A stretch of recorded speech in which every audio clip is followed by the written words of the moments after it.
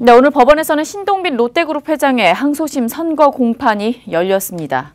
1심에서 실형을 받고 구속 수감된 신 회장은 항소심에서 집행유예로 약 8개월 만에 석방됩니다. 법원에 나가 있는 취재기자 연결해서 자세한 내용들 들어보도록 하겠습니다. 박혜미 기자. 네, 서울중앙지법에 나와 있습니다. 이곳에서는 오후 2시 30분부터 조금 전까지 신동빈 회장을 비롯해 신격호 명예회장과 신동주 전 일본 롯데홀딩스 부회장 등 롯데그룹 총수 일가에 대한 항소심 선고 공판이 열렸습니다. 법정에서 세 사람은 나란히 앉아 재판에 임했습니다. 다만 신격호 명예회장은 건강 상태를 고려해 우선 선고를 받고 퇴정했습니다. 재판부는 신동빈 회장에 대해 징역 2년 6월에 집행유예 4년을 선고했습니다. 지난 2월 구속된 지 약 8개월 만에 석방된 겁니다.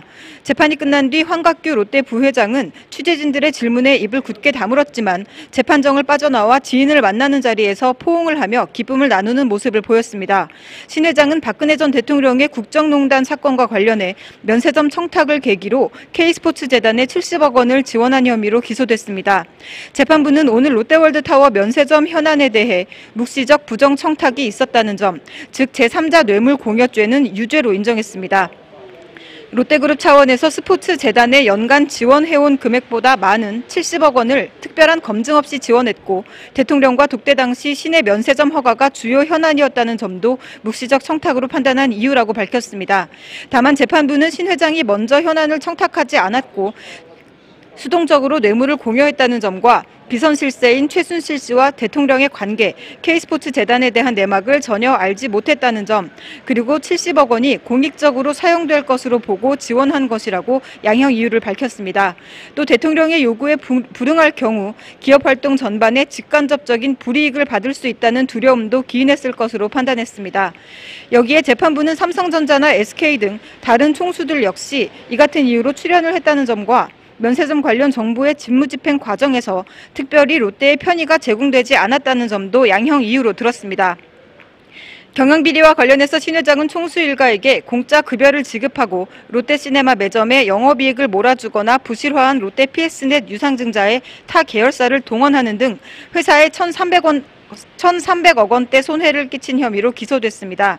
재판부는 신격호 당시 회장이 가족들에게 경제적 이익을 주기 위해 독자적으로 주도한 것으로 판단했습니다.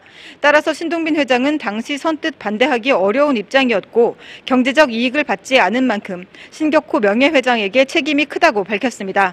신 명예회장은 징역 3년에 벌금 30억 원이 선고됐습니다. 다만 건강 상태를 고려해 법정 구속은 하지 않기로 했습니다. 검찰은 앞서 신 회장에 대해 징역 14년과 벌금 1,000억 원, 추징금 70억 원을 구형했습니다. 이는 지난 2006년 김우중 전 대우 회장에 대한 구형량인 징역 15년 다음으로 높은 형량인 만큼 집행유예는 어려울 것이라는 예측도 있었는데요. 오늘 재판부는 검찰 구형은 제한적으로 고려될 수밖에 없다며 신 회장에 대해 경영비리 일부 유죄와 국정농단 일부 원심을 파기하고 징역 2년 6월에 집행유예 4년을 선고했습니다. 롯데지주는 선고 결과에 대해 재판부의 현명한 판단을 존중한다면서 그간 원활하게 진행되지 못했던 현안들을 챙기고 국가 경제에 이바지하며 사회적 책임을 다하겠다는 입장을 밝혔습니다. 지금까지 서울중앙지법에서 아시아경제TV 박희미입니다.